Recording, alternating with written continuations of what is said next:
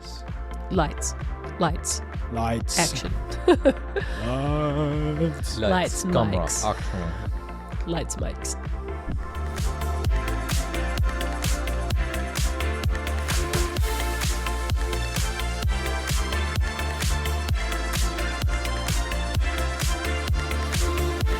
Hello, everybody, and welcome to RPG Horror Stories. We're going to be talking about all kinds of scary, spooky, just uncomfortable D&D or other RPG horror stories. How's everybody going? Just fine. Fine. Okay. Wow. I wanted it to feel so low energy. The energy is low, and I love it. I had my caffeine half an hour ago. It still has not worked, no. Or it worked already. Yeah, it burned bright and fast. I think listening back to the last ep, it will seem that way. I think so too. Yeah, my thoughts definitely made sense. Well, that voice is coming from Rachel, who we got on the horn. That's me. And much like last week, we've got Tall Joel in the house. That's me. Hell yeah. Mm-hmm. I told Joel after a whole episode of doing it stand-in. How you feeling? You liking it? I'm feeling pretty good. I'm feeling like I'm getting some quads. Nice. Gonna turn Doing those it standing babies will into get those hexagons. Nice. How's the Sorry, throat? Rachel? It was bad. What did you say, Rachel? Doing it standing will get those quads going. Yeah, I mean, you're not Yeah, wrong. I mean, it's Yeah, facally Yeah. It's not really It's bad. actually It's actually science. pretty good. No, it's just Turns out they actually Joke. fucking rules. And I am Zed Moore, here to bring you all of your just deeply awful Reddit stories. Shall we just jump right into one? Yeah, let's get deep. Let's get Absolutely. awful. Let's get into it. All right, so this post is titled, "Is it overstepping to ask to see another PC's homebrew class?" in more I am- context. I am not the DM of this group. A new player, new to our table, but also new to D&D, joined 2 sessions ago and is playing an artificer, level 7. I noticed in the first session that the player didn't really know how to play, and the DM didn't explain anything, like how to cast spells or any basic rules like that. In session 1, the player didn't know what spell preparation was, and the DM kind of hand-waved it. The player cast a 3rd level spell, and something wild magic-y happened. For those who don't know, wild magic is when you cast a spell and then some crazy effect happens from it. It's one of the subclasses. In session 2, the player once again didn't do any spell preparation, cast more 3rd level spells, and more wild magic stuff happened. Enough that the artificer is some kind of homebrew wild magic artificer. The player hasn't really used any artificer infusions, flash of genius, etc. Now, now I'll take a brief moment of pause. Now, Joel, you don't play D&D, and Rachel, you're relatively new to D&D. Do you want me to explain a little bit of some of the context around this, like go for it. artificer and stuff? Give us the cliff notes. So, artificer is a class that they get their abilities from. They're basically they make magic items, so they're kind of like a techie sort of class. So they might make magic armor or brew potions, or make ballistas or something like that. Practical magic. Practical magic, yeah. And then there's a sorcerer subclass, and there's a sort of a theme in a lot of different classes, like magic classes, called wild magic, which is sort of like what it would sound like, wild, chaotic sort of magic. Is that something that's harnessed, or is it a side effect? Could be either. Probably usually it's more of like a side effect. Like the first one, the main one, is the sorcerer, wild magic sorcerer, which is kind of like what you would think of as like a sorcerer that's just kind of controlling this font of like crazy wild magic pouring out of them. Right. And they have like a table that they roll on when they cast spells, and like crazy stuff will happen. That's kind of the vibe. That's the one where there's like a chance of bad shit happening? Yeah. Yeah, okay. Okay. Yeah. So this person is playing like a homebrew artificer that has that kind of wild magic. Honestly sounds kind of cool. What's the significance of them rolling 3rd level spells only so far? So the qualm that this person has so far is just that in D&D, like, you get a certain amount of spells that spell you can slots, right? prepare. So like before the session, not all classes have this, but a lot of them do, where basically before each when you take like a long rest, like when you sleep and you recharge all your abilities, you pick out of all the spells that you have available to you, you pick a certain amount of those, and then you're like locked into those for the day. So is this kind of like how when we had that combat in the Underdark and Torben's character, it was like, I didn't bring any attack spells. Sounds like such a deadbeats thing. Yeah, And it was. Yeah, it because is. they had not selected for that period of between rests. It is that kind of vibe, yeah. Okay, yeah, okay. It is like a problem that you often have when you're playing spellcasters, where you have to prepare spells that you're like, okay, we're gonna do like we're doing like an Ocean's 11 type session today. I'm gonna prep like utility stuff like spider climb so I can climb up the walls, and like gaseous form so I can like turn to a gas and escape. And then what ends up happening is like totally different to that, and you're just like caught, and you're like, fuck, all of my shit is useless. Yeah. Is it, I mean, because you don't necessarily know what you're going into, right? I mean, sometimes you have that opportunity and you're having the rest before you start a thing.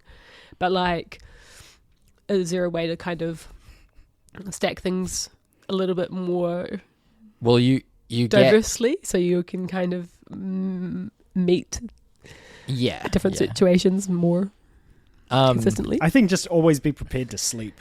Yeah. You walk in and be like, whoa, this looks bad. All right, peace Guys, out. gotta have a You just pull long out a nap sleeping just bag. now. Yeah. Zip up tent. It's like Goku having to power up. Yeah, Like, I it need really to is. nap for just like 30 minutes. It really is. Or an entire day. He just like he shows up and he's just like, "Phew, these guys are strong as shit." Hold up, boys. He just goes, just trains for like 2 years, comes back. Let's go. Oh, my friends are all fucking dead. Anyway, and the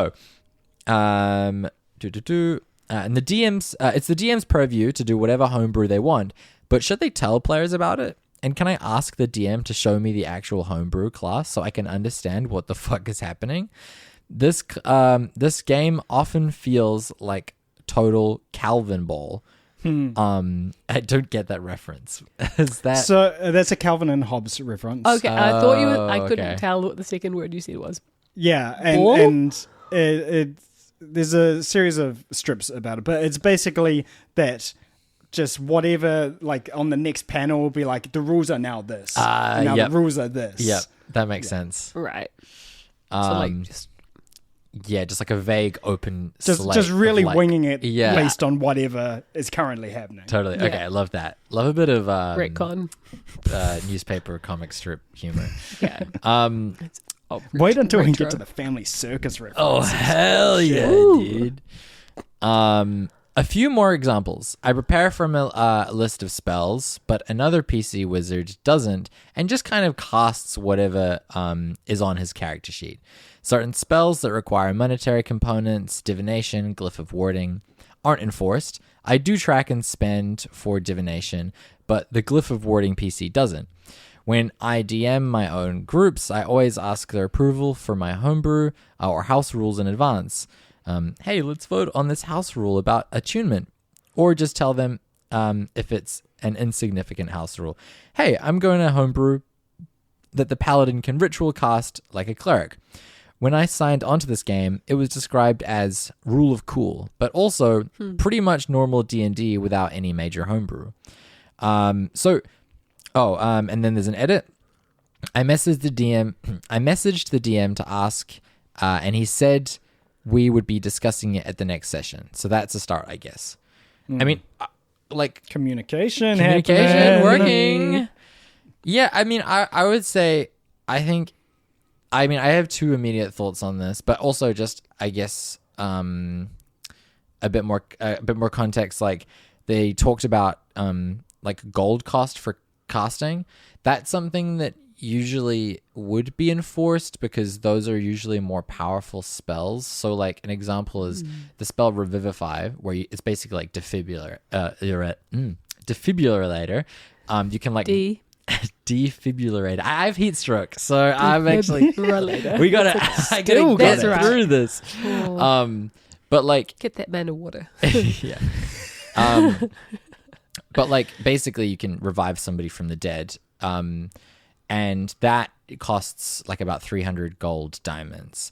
And so because that's like a powerful spell, that's the kind of thing where it's like you maybe would enforce that because you want to like, you don't want that to be super easy to do. Yeah. Is this a regular thing? Like you got to pay to cast? So yeah, so a lot of spells have like material components, like a branch or like a spider's web or something. That's shit! Is this some equivalent exchange, Full Metal Alchemist shit? Yeah. Okay. Yeah, this makes total sense now. Yeah, it's exactly like that. And so slowly most of the time, induct Joel into. But like most of the time, you just kind of ignore that stuff. It's just like flavor. But then the more powerful spells, those items that you need to cast them are more rare, so you have to or like more valuable, so you have to like kind of go out of your way to like get what you need. So like I think scry, where you can like look and see where somebody is in the world, that requires like a crystal ball or something like that. You like, and those, you have to buy that to be able to cast the spell. Can an artificer use scry? I don't know off the top of my head. Because that'd be because they could just make it, make a crystal ball. Yeah, well, there are limits to their abilities and stuff like that. Sounds like this artificer can do whatever the fuck they want. Well, yeah, that's what I'm saying. Like, it does seem like this table is everybody is just kind of on that vibe of like, fuck it.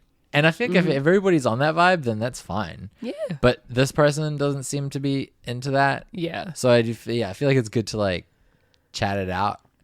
I personally would be also frustrated in that situation, but then I would just be like, well, I'm just gonna start fucking winging shit too.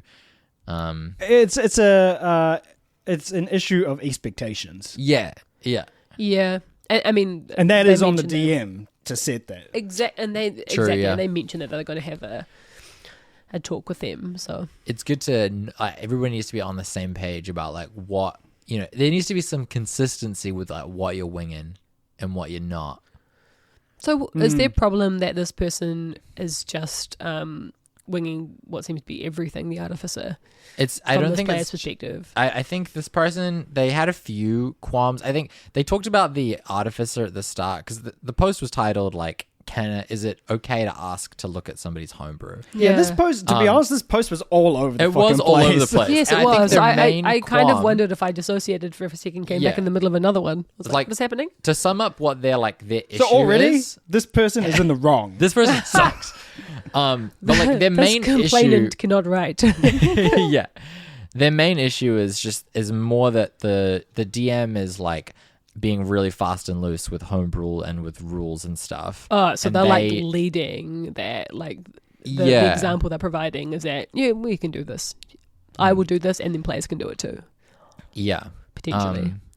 And I guess they don't want to ask to look at somebody's homebrew just because it might come off as like a little bit assertive or invasive. Yeah, but also it's like. I get that because there's a lot of homebrew out there that is wildly broken. Yeah. And when you're playing with other people and they're like way more powerful than you are, it's like kind of a bummer. So I can see why you'd be like, can I just like take a look at that? Like that seems like pretty strong. Can I just like see if that's that's pretty powerful. Yeah, that's kind of a tough one.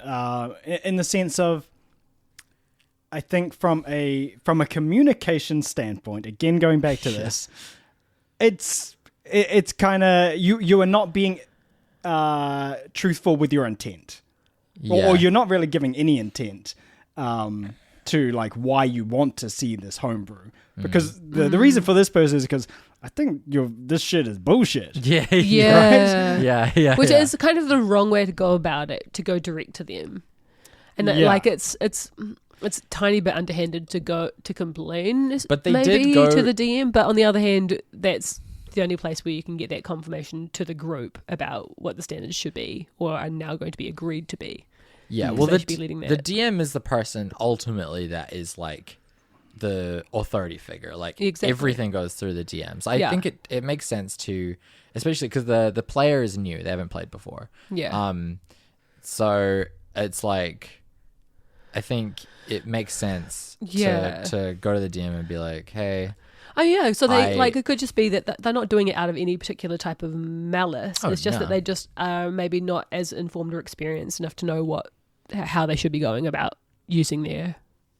Yeah, at the start of the post, they say that the DM, the person was new, they hadn't played before, and the DM wasn't teaching them anything. That stuck out to me straight away. Yeah, I was like, the only exception I thought of there was, as far as OP can tell, because it doesn't say anything about the DM's communications to the artificer player outside the game, Yeah, but it's like, if you can tell that they're just not being informed, then you can tell. Because the problem, it's always gonna, like, you can tell somebody out of game how to play, but like it's always gonna come up in the moment because there's so much stuff going on. Yeah, exactly. It is much more noticeable if the DM is just not saying anything when it would be relevant to say something. The problem is, like, the question is bullshit because they don't want to know about how the homebrew character is. That's not what they care about. Yeah, they just want to know what the rules are of, like, what are we doing here.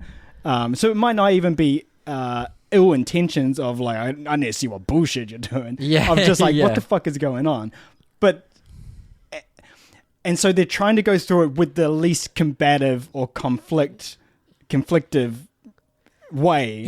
I mean, that's to not try bad. to gather evidence, basically, and build a case. Well, against them, to report them to the DM. I don't know. It reminds me very much of me working at my jobs and having a very strong intention that somebody might have done shit wrong, and then being like, well, I'm not just going to email that person. I'm going to get all of the evidence that I can, and then I will email them.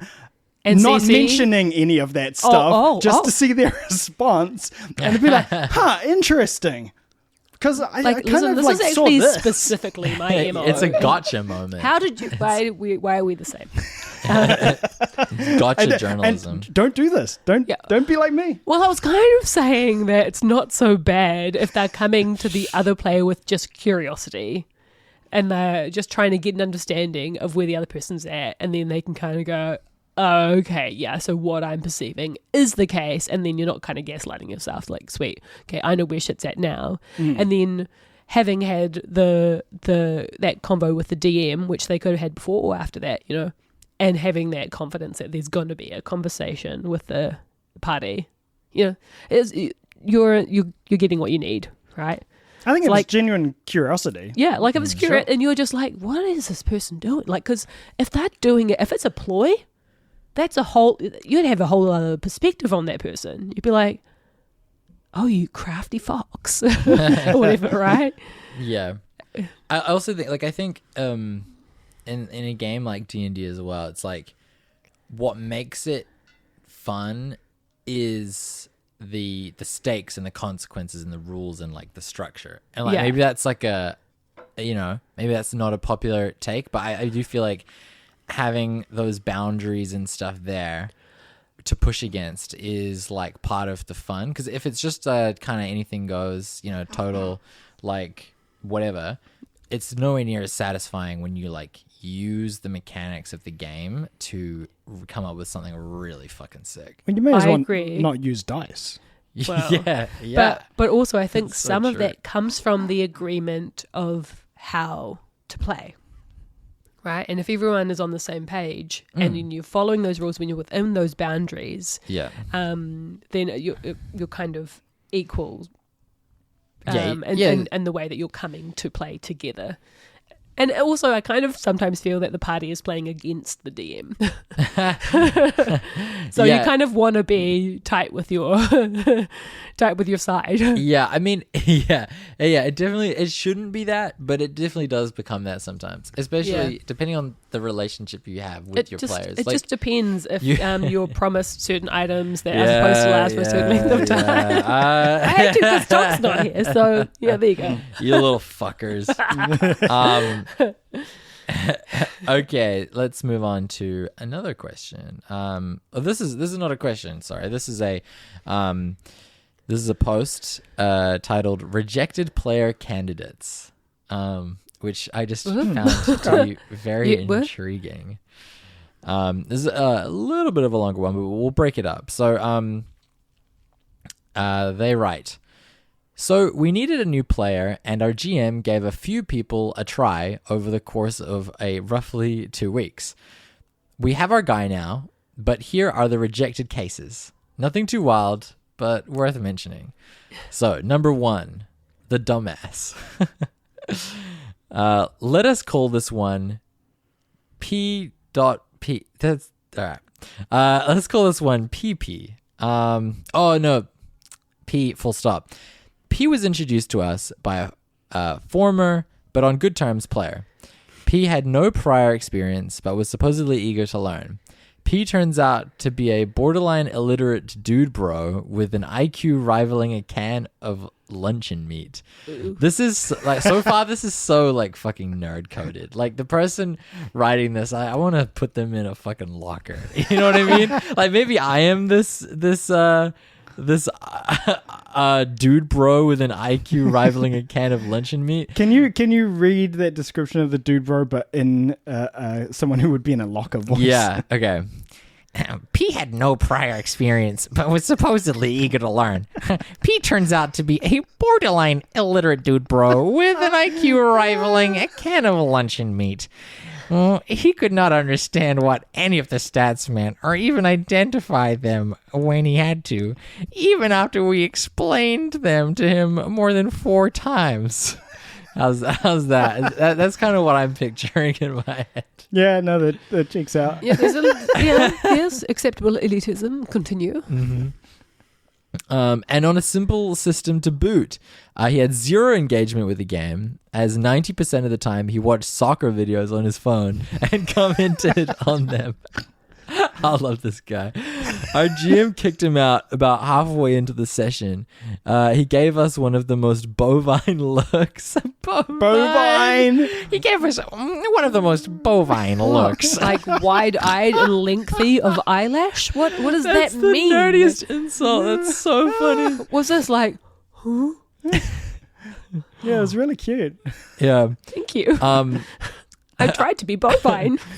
He gave us one of the most bovine looks I have ever seen on a person and asked a flat, why? We plain told him that he was not a good fit. Left it at that. We are still unsure why he was suggested by our former co-player. So far, I'm like, this guy's an asshole, I think. But, Yeah, I think the other co-player knew that the OP is an asshole and wanted to troll them. Ooh, okay. Yeah, they were like, oh, this guy's biggest fear is somebody with a physical athleticism. Yeah. Yeah. A brute. Okay, so, and then the second rejected player is the 80s cartoon hero PvPer. This will be known as F. F is a college friend of a group member and with a lot of confirmed tabletop experience. Hurrah! Well, hurrah! Huzzah! Yeah. Well, I wish it was that simple. Our current game setting is modern and with occult elements. You've just turned into like it's kind of Hugh flustered Grant. Librarian who doesn't Yeah. see the light of day very often. Just started growing tweed. Yeah. And your hair has fallen out. Almost everyone, including the magically gifted, is at least a bit familiar with firearms, as it is a weapon of the era. F, however, proceeded to make a character with martial arts skills, a sword, and nothing else. Our GM warned him that his character is not viable for the setting and that he would die very quickly. He also asked why he chose that. F insisted on what he chose, claiming that his character thinks guns are for weaklings. He got a "you dumb fuck" look by all of us for that. Our GM let him do as he wanted, a decision he admitted was wrong, saying the responsibility is his. The problem was much worse than the obvious. We began play. F tried to stay out of lines of fire and get the drop on monsters and cultists, while the rest of us moved as a squad, shooting and occasionally magicking stuff dead. We were annoyed, but figured he would get killed at some point and change his tune. We corner one of the BBEG's lower lieutenants, who, for the record, poisoned a goddamn town, and he begins to run away. Love that we just get a little bit of lore there. Honestly, this feels like a character. So Marshall Addis runs away? Yeah, me too. No, the lieutenant. F declares that he attacks us, with his sword. We stare dumbfounded for a moment, and we all ask, why? He replies that shooting a fleeing man is cowardly and makes us as bad as him. We stare dumbfounded again. Yeah, this guy's got a code. Thankfully, he vetoed it. Let us take the shots at the villain. I feel like you should be voicing this weeb. We stare dumbfoundedly again and ask the GM if this goes. Thankfully, he vetoed it. Let us take the shots at the villain, and stated that F's character was court-martialed and locked up for being insane. If having values means I'm insane, then lock me up. Yeah. Okay, the renegade. Ideas are bulletproof. I mean, the weeb is the sword wielding guy. Like, I am of higher morals than you because I have a sword, and that is how we should do things. Hell yeah. F protested about railroading and left shortly after. Our GM sent him a message telling that he can play again if he makes a character that can work in the setting and party. He never responded. So that's the end of the post. That's their two rejected there were just candidates. Two. Okay. Yeah. Really expected more. And are we trying to decide which is worse or? Well, I mean, this is a RPG horror story, but I mean, honestly, and to be fair, it's tagged lighthearted. They know that this isn't, not that bad, but I don't know. I don't know. Neither of those people sounded that bad, huh? What was the first one? The first one was the soccer bro. Oh, the dude bro. Oh. Yeah, the bovine character. I think that dude rules. Yeah, I think they're both really there to play. Yeah, guy who is I think into the person sports, who recommended cool. them rules because he was a plant. Yeah. Yeah. Yeah, I think he was a plant. This guy to be troll. He was from the Royal Shakespeare Theatre. Yeah. Yeah, he's actually really talented, and they don't know that. And he also didn't want to play D&D, and that's how he got out of it. I think the two of them should do their own campaign. Oh, you know what he did? Sorry, I got it. Weaponized incompetence. Yes. Oh shit. Mm-hmm. What's that in Wait, reference to? What? So the dude bro. Oh. As a member of the Royal Shakespeare Company. Oh, as Joel suggested, they are so good at acting that they pretended to be terrible. Oh, right. Weaponized incompetence. Yeah. I don't know how to do that. Right. So they're trying to get other people to do Shakespeare for them? To play for them, potentially. Or to believe that they're incompetent. This makes so much sense. I don't know what you don't get about this. Sorry, no, I just think double checking. I'm the problem here. Joel, you right? You understand what I'm saying? No. Or are you pretending? Obviously. Thank you. I'm like, because I can't tell if I'm you're not both a being bovine. I feel like this is because traditionally weaponized incompetence is it's weaponized because you're using it to manipulate people into doing things for you. Yes, and in this case, he's weaponizing him into kicking him out because he doesn't actually want to play. He's like, if I can only join this D&D group so that someone can kick me out. Yeah. I'm really confused. It's like when you sign up for something and immediately regret it. And you're like, okay, well, my only course of action is for them to kick me out. Right. So I think I'm getting there. So you're saying that he joined and he was like, these guys are nerdy losers. And then he was like, too much. Quick smart, I'm going to act really dumb so that they kick me out. Instead of just like leaving. Listen, I love some nerdy losers, but nerdy losers who are not on my neurotype, you know, not going to work. I get that. I mean, these guys, to be fair, Yeah. you didn't read out, but it was mentioned. Everyone had pocket protectors. yes. 6 people called Poindexter. yes. They're all called Poindexter. And they were all wearing shorts. It was very weird. And the pocket protectors did not work. The ink still leaked through the pocket somehow. I will say I do also, I feel like I have like internalized nerd shame sometimes that I like take out on other nerds, where I'm like, like these fucking losers. I'm not like that, but like I am like that. Like I have a D&D podcast. I don't know if you guys knew that. I thought that was. I thought we were very cool. I think so too. I think we are all very cool. I think the fact that we do have a D&D podcast is what makes us cool, because these guys are just doing it for free, like chumps.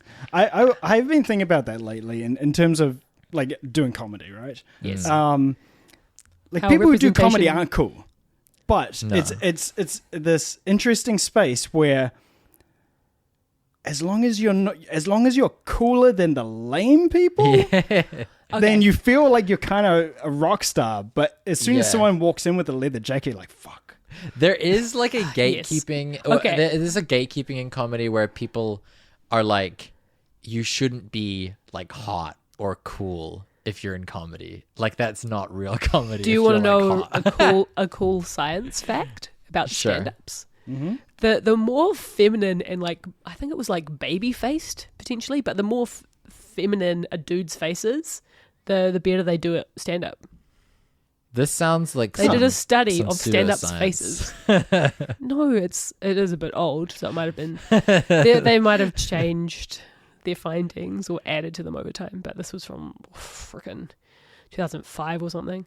There is, I mean, I definitely think there's something to the fact, and I reckon it's probably way less so now, but I think, you know, if you like grew up in like the 80s or something and you're getting bullied and like your defense mechanism is to like become funny. Oh yeah, there are a few hot comics now. Yeah. It's only 3. Yeah, there's a few, but not as many as people were more typical. But this is the point I was making before. Nerdy losers on the same neurotype. Like, there's a neurotype that says, you know what? Let's make people laugh. True. You know? Yeah. Like, because you... A deep insecurity. Yeah, why not? Like, I handle my trauma through laughter. Do you not? Let's go. You know, like, you know, but on the other hand, there's a market for that. And what does that say about all the people who are watching the comedy? Handling their own trauma by not thinking about it all because someone else's stories about their fucked up lives is more funny. Yeah. Yeah, I mean, yeah, I think, yeah, people like to laugh. You know what I'm saying? Yeah. Is that crazy to say? Yeah. Shit. Yeah. Yeah. Anyway, bringing it back to... I think the caffeine kicked in. I also like we're all kind of losing our voices. I think like... Oh, okay. I'm gonna sort the comments on this by controversial and see if we get anything good.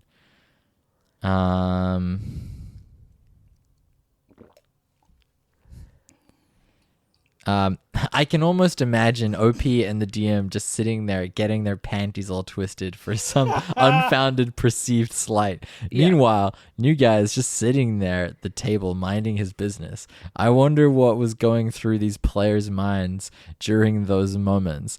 My first time playing D&D was with some pretty shitty people, but I still tried after that, and I can only hope those guys did the same. Yeah, I mean...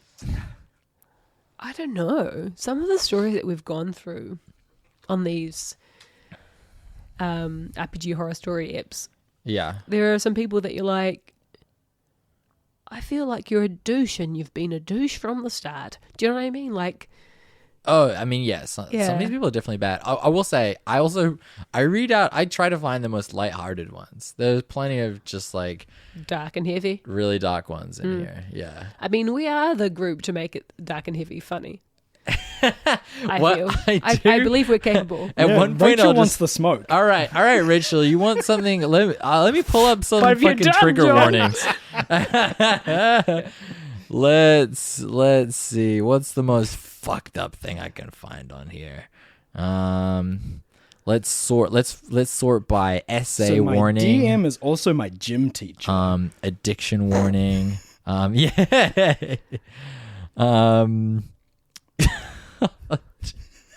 I don't even have to read some of these posts. I'll just read the titles.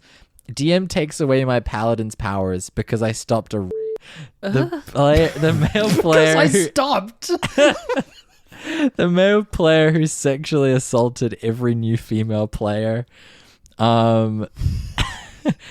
I guess I'm a shit slave now. Like the themes are just awful. Jesus like Christ. not fit for. Oh, for I thought you were podcasting. elaborating on the same one. No, that's another one. No, I'm just reading some of the titles of a Okay, bunch. okay. Player Oh, okay. sexually Yeah, I thought assaults that my was one character. thing, It and I sounds was like the like- next layer on Yeah. top. Take No. away your powers and There's now more? you're a slave. No.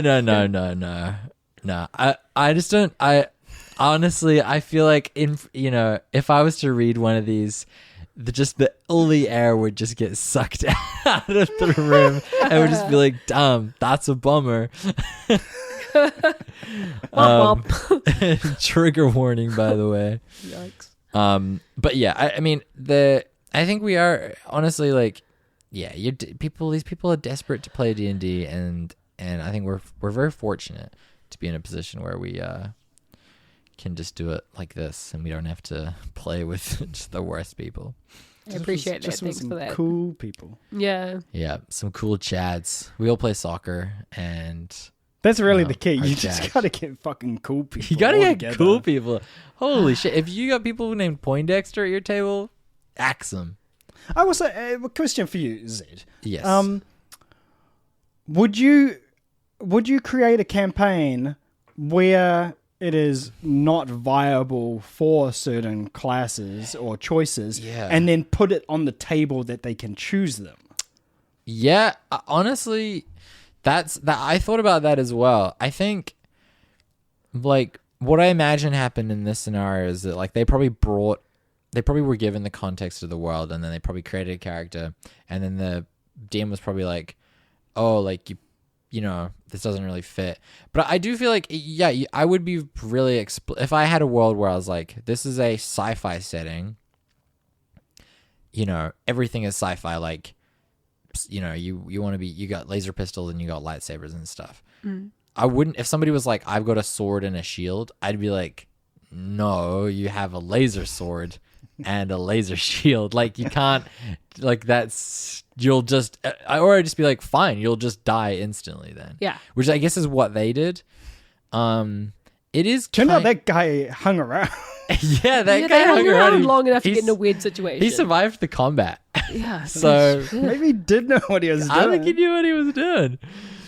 Yeah, I don't know. It is a weird vibe. I mean, I think if everybody at the table, it seemed like the whole group were like cool with the setting and the vibes and stuff. So I think it's, you know, fine. But I mean, personally, my approach to DMing usually is like, I want to create a situation where I'm creating a game for the players.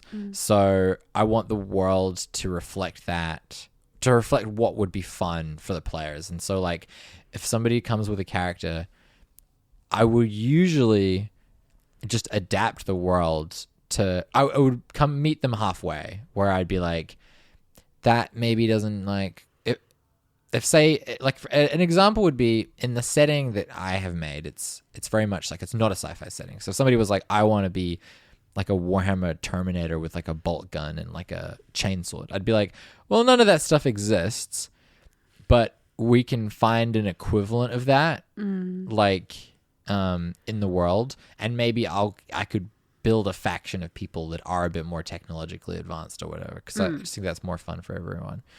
It's collaborative, and it's collaborative world building to an extent, because you're making that possible within that environment and that world. Yeah, which is incredibly inclusive, you know. And I think people. I mean, I like the idea of having a sword. Like, it's fun. It is I think a fun a lot idea. of people just want to have a sword. You're welcome. Yeah. Wait, I'm welcome, I guess, because you let me have a sword. Yeah. But like, I was thinking it's also it was kind of giving Tom vibes, because he likes broken characters, does he not? Yeah. Well, yeah. Tom and I both like making broken characters. Yeah. Just as a result of just having played so much D&D. I think. Yeah. I only didn't mention you because you were talking about it more from your perspective as a DM rather than as a player. But yeah, I remember that as well. But yeah, I mean, choosing something that you know is going to be challenging, but it's feasible because the DM has presented options. Yeah, I think I would have problems with that in the sense of, because I watch a lot of anime, read a lot of manga, so so I'm coming at like a lot of underdogs who have shitty skills. Yeah. But they creatively manage to defeat the more powerful person by using their bubble magic. Yeah. In a certain way. You're like, holy shit, that fucking rules. Yeah, yeah. And I don't know if that translates well. I'm the same. I like have that same. I like that trope as well. Like, I love somebody who has like shitty abilities, using them, you know, just getting so good at using them and just like owning way stronger people. Yeah. And I think that, I think D&D isn't set up very well for that, because if you're going to play within the rules of the game, if you make yourself shitty, that in theory like, I think what happens in practicality is that you just don't have a good time, because in combat, it just takes longer, and you just are not getting those badass moments ever. But I do think you get that arc I do think you still get the shitty to powerful arc, because you start at level 1 and like you're getting your ass kicked by goblins, and then by like level 20 you're fighting literal god, and so you still get that. I think you get that satisfaction in like a different way. So like, so much what we talked about tonight involves player buy-in, you know, like as a person who wants to play, you want to feel that your choices are enable you to be included in that campaign and be part of the party and part of the story, part of the experience, and then it's what they're asking DM to do is to enable that to happen. Yeah, you know, in nearly all of these stories, that's really what's happening, and like sometimes the DM is clearly failing because they're not holding that space or that boundary appropriately or enough. It's like expectations, you know, versus reality. Yeah, it's just always like, what's that? So what's like the formula is like happiness is, but I totally fuck with them. Yeah. I got a little bit more into the nuts and bolts. Yeah. Yeah, we're getting a bit deep there. How long have we been going? Do we got time to do 43 minutes? 43. It's, you know, it's great. I could play this to my kiddo. He'll fall straight asleep. Be like, wow, those guys are really thoughtful. Well, I think I reckon we call it there. Okay, and say goodbye to our lovely listeners. But definitely check us out on the socials at deadbeatdnd. The socials are popping. The socials are going crazy. Torben is just cranking out that content right now. We call him Torben Soldier Boy because he's cranking that. Soldier Boy, like what? Call him that. Yeah, that's actually Torben and I. Soldier Boy, like post. We've changed our upcoming show's name to Torben Soldier Boy and the Gang. Are you the gang? I'm the gang. Okay. Yeah. He's the only one who can Superman that hoe. Thank you very much. Email the show at deadbeatdnd@gmail.com. Tell us your crazy D&D stories, or just any feedback about the podcast. We've got a few that I've been waiting to read out when we start recording episodes again. Waiting for the real shit. The juice. So I think last time I said good night, mums, but I think isn't it good morning, mums? I think we'll do a good morning, mums. Yeah. Yeah. Right. Good morning, mums. Good morning, mums.